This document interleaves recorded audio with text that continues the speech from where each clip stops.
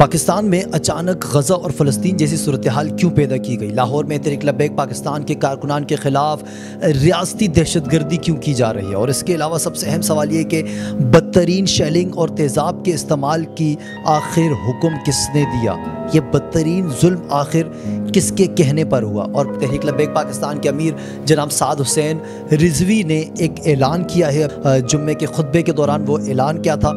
क्या वो मार्च करने जा रहे हैं या वो वापस आएंगे, मार्च नहीं करेंगे, क्या वहाँ धरना होगा?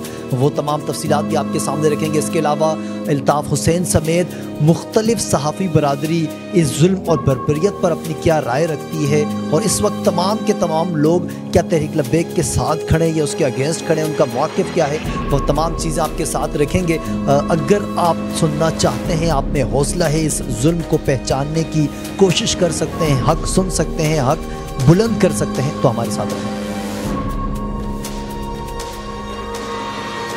अस्सलाम वालेकुम, आप देख रहे हैं हमारा यूट्यूब चैनल हक टाइम। मैं हूँ काशिफ रज़ा। तमाम अहबाब का बहुत शुक्रिया जो हमारी वीडियोस को देखते हैं, उसे पसंद और शेयर करते हैं। नाज़रीन, सबसे पहले तो गुज़िश्ता 2 दिनों से आप देख रहे होंगे जिस तरह लाहौर के जो मनाज़िर इस वक्त सामने आ रहे हैं आपके। 2 शहादतें कल हुई, एक रात गई, फिर शहादतें हुई। इसके अलावा अब तक सैकड़ों के तादाद में जो है वो कारकुनान ज़ख्मी हैं तहरीक लब्बैक पाकिस्तान के। वो क्यों ये एहतजाज जो होना था, असल में तमाम चीज़ें तो बहुत से लोग जानते होंगे। तहरीक लब्बैक पाकिस्तान ने अमेरिकन एम्बेसी के सामने एहतजाज, एक प्रोटेस्ट की कॉल दी फ़लस्तीन के हक़ में और इसराइल के मुज़ालिम के ख़िलाफ़। फिर वो करना था कि 2 दिन से वहाँ पर लाहौर में एक धावा किस्म का बोला गया है। अब समझ से बालातर है, हमारे समेत तमाम सहाफ़ी बरादरी ये सवाल कर रही है कि आखिर किसके इमा पर ये तमाम चीज़ें हो रही हैं, ये ऑपरेशन किया जा रहा है, ये जुल्म और बर्बरियत की जा रही है, और जिस तरीके से शेलिंग वहाँ की जा रही है, तेज़ाब तक फेंका गया है मुख्तलिफ रिपोर्ट्स के मुताबिक, तो ये काबिल मज़म्मत है और इसका जवाब आखिरकार गवर्नमेंट को देना पड़ेगा। तो सबसे पहले तहरीक लब्बैक पाकिस्तान के अमीर की बात कर लेते हैं कि उन्होंने आज जुम्मे के खिताब के दौरान क्या ऐलानात किए, जो बहुत बड़े ऐलान थे तमाम चीज़ों के बावजूद। और फिर उसके बाद आएंगे हम अल्ताफ़ हुसैन समेत मुख्तलिफ सियासी और समाजी और सहाफ़ी लोगों ने जो इस प्रोटेस्ट के हवाले से जो इस पर जुल्म और बर्बरियत की गई, उनका क्या मौक़िफ़ था, वो भी आपके सामने रखेंगे। सबसे पहले बात करते हैं, हाफ़िज़ साद हुसैन रिज़वी ने आज जामे मस्जिद रहमत लिल आलमीन में जुम्मे के खिताब के दौरान कहा कि हम अमेरिकन एम्बेसी तक लॉन्ग मार्च करने जा रहे हैं। ये बहुत बड़ा ऐलान था तहरीक लब्बैक पाकिस्तान के अमीर की जानिब से, क्योंकि 2 दिन से जो वहाँ पर जुल्म हो रहा है, जिस तरीके से ऑपरेशन चल रहा है, तमाम रास्ते बंद कर दिए गए, इंटरनेट सर्विस तक बंद कर दी गई, और इसके अलावा दफ़ा 144 नाफिज कर दी गई है 10 दिनों के लिए। किसी भी किस्म के इज्तिमात और धरने, जुलूस, रैलियों की उस पर पाबंदी लगाई गई है गवर्नमेंट की जानिब से। इसका मुझे समझ से बालातर है कि आखिर हो क्या रहा है और कर क्यों रही है गवर्नमेंट ये। तहरीक लब्बैक पाकिस्तान इजाज़त ले चुकी है वहाँ पर मार्च की, नोटिफिकेशन भी तहरीक लब्बैक पाकिस्तान के पास मौजूद है। हम दीगर हाफ़िज़ साद हुसैन रिज़वी के नुकात शामिल कर ले तो उन्होंने क्या कहा। हाफ़िज़ साद हुसैन रिज़वी का कहना है कि हम एक शर्त पर आपके साथ चलेंगे, क्योंकि उनको गवर्नमेंट गिरफ़्तार करना चाहती है। तो गिरफ़्तारी के हवाले से उन्होंने जवाब दिया कि हम एक शर्त पर आपके साथ चलेंगे कि पहले हम चलेंगे, उससे पीछे मरकज़ी शूरा के अरकान चलेंगे, उसके बाद काफ़िला चलेगा, तो फिर हम आपके साथ चलने के लिए तैयार हैं। लेकिन हाफ़िज़ साद हुसैन रिज़वी साहब का कहना है कि हम आपके साथ जाने के लिए सूरत में तैयार हैं कि पूरे काफ़िले समेत हम सबको आप गिरफ़्तार करें, क्योंकि जो कसूर हाफ़िज़ साद हुसैन रिज़वी का है वही तमाम शुरका का है। वो तमाम फ़लस्तीन के हक़ में आवाज़ बुलंद करने जा रहे हैं। तो अगर साद हुसैन रिज़वी को आपने गिरफ़्तार करना है तो तमाम शुरका को भी आपको गिरफ़्तार करना होगा। उन्होंने कहा कि हमने अपने जिस्मों पर अपनी रूह को फ़ोकियत दी है, तुम अगर हिमायत नहीं कर सकते तो खामोश रहो, ये ना हो कि तुम अल्लाह अज़्ज़ व जल की पकड़ में आ जाओ, जो कि बहुत ही शदीद है। सरबराह तहरीक लब्बैक पाकिस्तान हाफ़िज़ साद हुसैन रिज़वी का जुम्मे के खुतबे से जो खिताब था, उस हवाले से जो अहम नुकात है वो हम आपके सामने रखते हैं, ताकि ये सूरत हाल वाज़ेह हो कि तहरीक लब्बैक पाकिस्तान आखिर करने क्या जा रही है। हाफ़िज़ साद हुसैन रिज़वी का मज़ीद कहना था कि अगर मार्च में शामिल नहीं हो सकते तो घरों में बैठ कर लब्बैक वालों को बातें ना करें, क्योंकि बहुत से लोग तनकीद कर रहे हैं तहरीक लब्बैक पाकिस्तान पर इस मार्च के हवाले से कि वहाँ अमन मुआहिदा हो चुका है, अब मार्च की ज़रूरत नहीं है।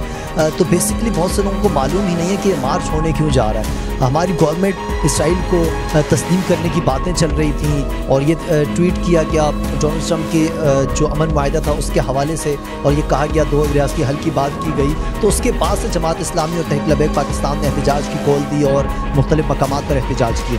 आप सबसे अहम चीज़ आपको बताते चलें, 3 बजे लबैक या अक्सा मार्च इस्लामाबाद की तरफ रवाना होगा, यह ऐलान कर दिया गया है तहरीक लबैक पाकिस्तान के अमीर की जानिब से। और उन्होंने एक और बात कही कि फ्रंट पे मैं और मेरे भाई यानी कि अनस हुसैन रिजवी और साद हुसैन रिजवी, ये दोनों फ्रंट लाइन पर होंगे और ये आगे आगे चलेंगे, पीछे उनके सारा काफिला होगा। तो अब इस हवाले से नाज़रीन हालात क्योंकि काफ़ी ज़्यादा कशीदा होते जा रहे हैं और सबसे अहम जो सवाल उठता है वो गवर्नमेंट के ऊपर उठता है कि कौन लोग हैं गवर्नमेंट में से जो ये मशवरे देते हैं गवर्नमेंट को कि आप इस तरीके से जाएं और ये जो पुरअमन एहतजाज हो रहा है, प्रोटेस्ट हो रहा है, आप जाकर लाठी चार्ज करें, शेलिंग बरसाएं और जबर से रोकें उनको। कभी भी कोई भी एहतजाज जबर से नहीं रोका जाता और एहतजाज हक है आवाम का, आवाम एहतजाज कर सकती है।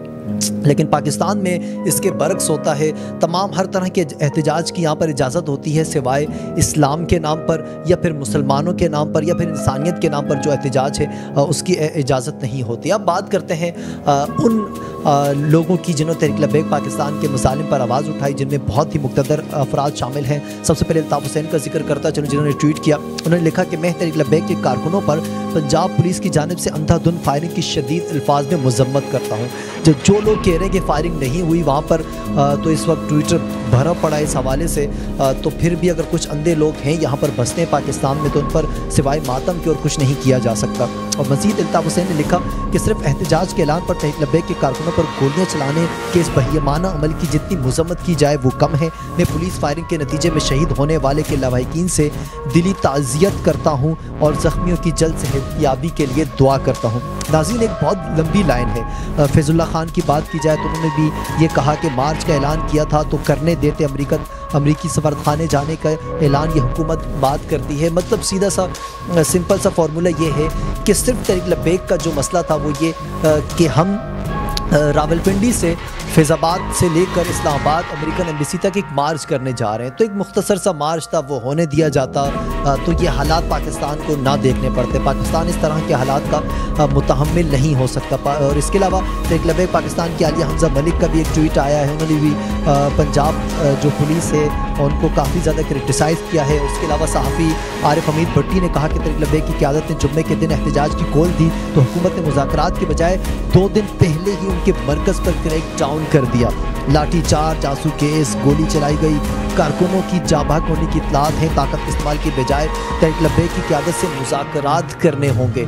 यही बात अगर हमारी गवर्नमेंट को समझ आ जाती काश, तो ये हालात हमें ना देखने पड़ते। इसके अलावा मियाँ बाज फारूक ने भी ट्वीट किया है क्योंकि फूड पांडा वालों को भी गोलियां लगी हैं, उस हवाले से भी काफ़ी ज़्यादा चीज़ें सामने आ रही हैं। सिराजुल हक जो साबिक अमीर हैं जमात इस्लामी के, उन्होंने ट्वीट किया और कहा कि लाहौर और रावलपिंडी में अहले फ़लस्तीन से इज़हार यकजहती को जुर्म बना देना अफसोसनाक बात है। हमने कल भी इस बात का जिक्र किया था कि अब सहाफ़ी बरादरी हो या सियासी लीडरान हो, वो सब ये बात कर रहे हैं कि इस पाकिस्तान में अब फ़लस्तीन के हक़ में आवाज़ उठाना, इसराइल के जुल्म के ख़िलाफ़ बात करना, अब ये एक ख़ुद जुर्म बना दिया गया है हमारी गवर्नमेंट की जानिब से।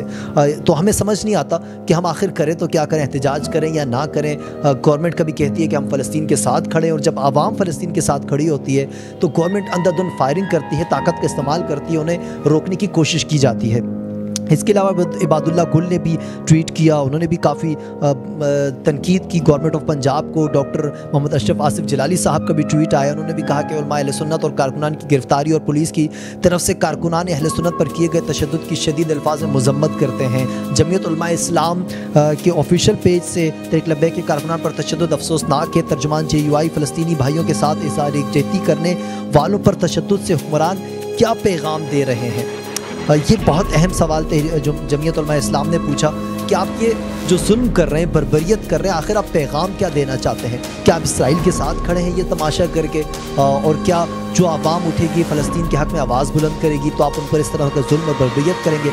नाज़रीन, इसमें एक बहुत लंबी लाइन है। उसामा जाहिद, तारिक मतीन, सदीक जान, इमरान रियाज खान, इकरारुल हसन, हामिद मीर, तमाम लोग इस वक्त जो हमारी गवर्नमेंट है उस पर सवाल उठा रहे हैं, क्रिटिसाइज़ कर रहे हैं। लेकिन हमारी गवर्नमेंट है कि वो अब तक शायद सो रही है, उसे इल्म ही नहीं है कि वो क्या बर्बरियत की इंतहा उन्होंने कर दी है। इस वक्त लाहौर में तो नाज़रीन देखते हैं शाम तक क्या रिपोर्ट आती है सामने, और हम दुआगो हैं, आप तमाम अहबाब भी दुआ करें कि अल्लाह पाक इस मुल्क पाकिस्तान की हिफाजत करे, हमारी अपनी आवाम की हिफाजत करे, और ख़ास तौर पर उन लोगों की हिफाजत करे जो इस वक्त इंसानियत के लिए आवाज़ बुलंद कर रहे हैं, उनके हकूक़ की जंग लड़ रहे हैं, और उन पर हमारी जो गवर्नमेंट है वो टूट पड़ी हुई है। नाज़रीन इस हवाले से आप क्या राय रखना चाहते हैं और गवर्नमेंट को क्या पैगाम देना चाहते हैं, कमेंट सेक्शन में जाएं, अपनी राय से आगाह करें। मज़ीद अपडेट के लिए हमारे चैनल को भी सब्सक्राइब करें। इंशाल्लाह बहुत जल्द हाजिर होंगे। मुझे इजाज़त दीजिए। अल्लाह हाफ़िज़।